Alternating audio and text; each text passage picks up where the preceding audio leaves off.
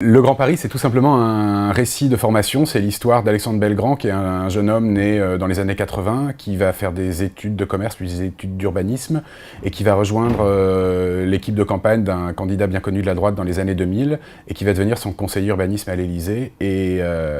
il aura l'idée du grand projet politique et urbanistique de ce président de la République. Et on va suivre sa vie en cabinet comme ça.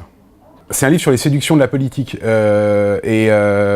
quelque chose qui est assez frappant pour ma génération, une sorte de moment de glaciation à la fin des années 2000, quand on nous disait qu'on aurait le choix entre Jacques Chirac et Lionel Jospin, et qu'on disait que la droite et la gauche avaient disparu. C'est un livre quand même sur le renouveau de la droite au début des années 2000, sur l'homme qui va incarner ça, avec un côté pour le meilleur et pour le pire, avec l'usage de tensions identitaires, un usage très controversé qui vont être fait d'émeutes urbaines, etc. Mais ça reste malgré tout un moment où la politique redevient un peu sexy. On se dit la droite existe, il y a des questions de bataille idéologique, chose qui était un peu oubliée dans cette espèce de fin de l'histoire un peu mollassonne des années 2000.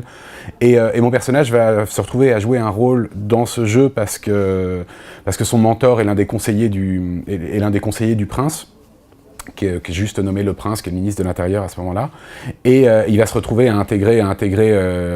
l'équipe du candidat élu, et c'est comme toutes les histoires politiques, en fait, c'est d'une grande brutalité, ça se passe jamais bien, on se retrouve toujours à se faire voler ses idées, à se faire chasser pour des mauvaises raisons, etc. Donc ça va être un moment de grande souffrance, et en même temps, quelque chose qui correspond